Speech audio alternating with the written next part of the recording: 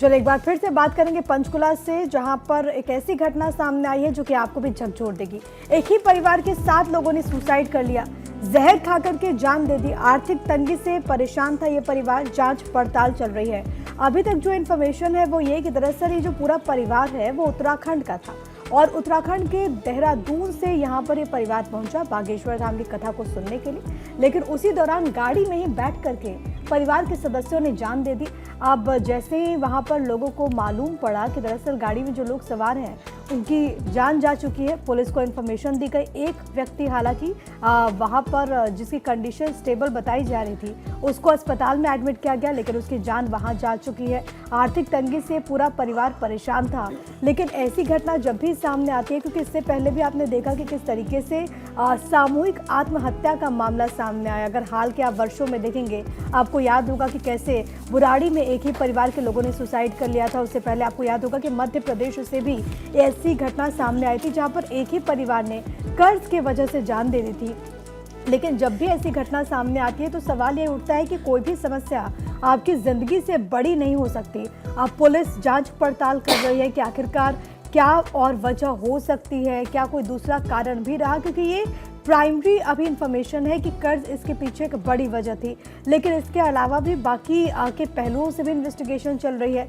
देहरादून में जो परिचित इनके बताए जा रहे हैं उनसे भी कांटेक्ट करने की लगातार कोशिशें इस वक्त पुलिस प्रशासन यहां पर कर रहा है, लेकिन फिलहाल आपको ये बताते चले 7 लोगों ने जान दे दी। डॉक्टर थानेश्वर शर्मा हमारे सहयोगी इस वक्त लाइव कनेक्टेड है। डॉक्टर थानेश्वर, अभी तक इस पूरे मामले में क्या अपडेट सामने आया और क्या इनके जो परिचित है उनसे क्या संपर्क साधा गया, जो कि संभवतः उत्तराखंड में होंगे क्योंकि परिवार देहरादून से ताल्लुक रखता है?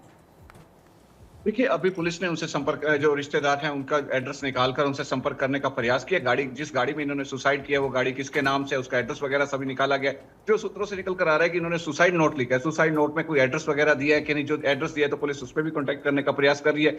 अभी डीसीपी से जब मेरी बात हुई थी तो उन्होंने कहा कि प्रथम दृष्टि है जो हमें लग रहा है कि ये कर्ज का मामला है। तो उन्होंने डीसीपी का ये कहना कि कर्ज का मामला, इससे लगता है कि जो सुसाइड नोट के अंदर लिखा हुआ है उसमें कहीं ना कहीं कर्ज का जिक्र किया गया है, क्योंकि डीसीपी बिना इसके किसी तथ्य के ऐसे नहीं बोल सकते कि कर्ज के मामले की वजह से इन्होंने सुसाइड किया। और सबसे बड़ी दिल दहला देने वाली बात यह है कि इसमें बुजुर्ग माता पिता भी शामिल हैं, पति पत्नी शामिल हैं, उनके 3 मासूम बच्चे भी शामिल हैं। टोटल 7 लोगों ने सुसाइड किया, सामूहिक सुसाइड। या तो बुराड़ी में इतना बड़ा कांड देखने को मिला था या पंचकुला में देखने को मिला है, जो सराउंडिंग में, जो दिल्ली और चंडीगढ़ के बीच में नजर आता है। तो ऐसे में पूरे लोगों के दिल में बहुत दहशत है। जिस घर के बाद इन्होंने सुसाइड किया वहां के लोग अभी भी सहमे हुए हैं। जब उनसे बात हुई तो उन्होंने कहा हमें तो कुछ पता ही नहीं, रात को देर रात गाड़ी आके यहाँ लगी, हमने सोचा कि वैसे किसी ने गाड़ी लगाई है, किसी के पड़ोस में आया होगा।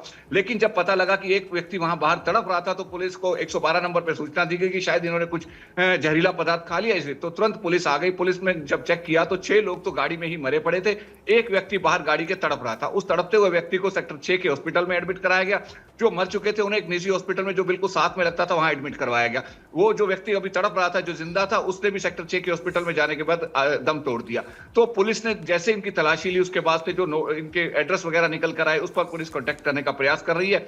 अभी पुलिस का कुछ लोगों से कॉन्टैक्ट हुआ है। अब देहरादून से पंचकुला आने में भी आप समझ सकते हैं कि 4 से 5 घंटे का समय लगता है। तो वो लोग आएंगे, उसके बाद ही सारी बात क्लियर हो पाएगी कि कर्ज की वजह से है या किस वजह से है। अभी जो सूत्रों से निकल कर आ रहा है कि ये जो प्रवीण मित्तल है और देशराज मित्तल का बेटा, ये टूर एंड ट्रेवल की एजेंसी चलाते थे देहरादून के अंदर।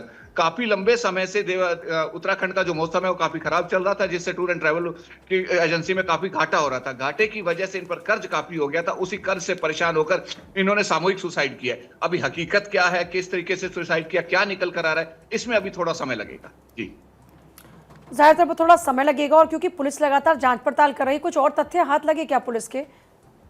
देखिए, पुलिस की हद से जो अभी जानकारी आ रही है कि सुसाइड नोट शायद लगा है। उसी सुसाइड नोट के बिना पर ही डीसीपी ने कहा है कि कर्ज का मामला है, क्योंकि सुसाइड नोट के अंदर उन्होंने कर्ज का जिक्र किया होगा। तभी डीसीपी ने जो पहली बाइट थी उसमें क्लियर शब्दों में कहा है कि प्रथम दृष्टि है ये लगता है कि ये कर्ज से परेशान होकर इन्होंने सुसाइड किया है। बाकी इस बारे में पुलिस अभी कुछ भी बोलने को तैयार नहीं है, क्योंकि सामूहिक आत्महत्या का मामला है, बड़ा मामला है। ऐसे में हर कदम पुलिस फूक फूक कर उठा रही है। उनका कहना है कि और क्या मामला है, कितना कर्ज था, क्या था, सारी जैसे ही उनसे पूछा गया तो उन्होंने कहा कि प्लीज वेट कीजिए, जैसे ही नाते रिश्तेदार आएंगे उनसे जो बात निकल कर आएगी उसके बाद ही हम बता सकते हैं कि असली मैटर क्या है। जी डॉक्टर थानेश्वर, फिलहाल बहुत बहुत शुक्रिया आपका तमाम जानकारी देने के लिए।